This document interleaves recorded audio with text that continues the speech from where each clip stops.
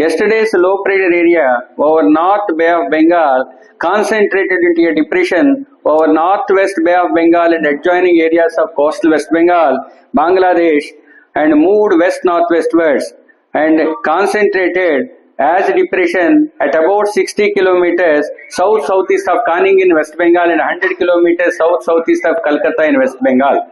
It is likely to move west-northwestwards across Gangetic West Bengal and adjoining North Odisha and Jharkhand during next 24 hours. Under the influence, because of the associated cyclonic circulation extending up to 7.6 kilometers, tilting southwestwards with height, under this influence, rainfall light to moderate likely over the coastal districts of Andhra Pradesh during the next 7 days.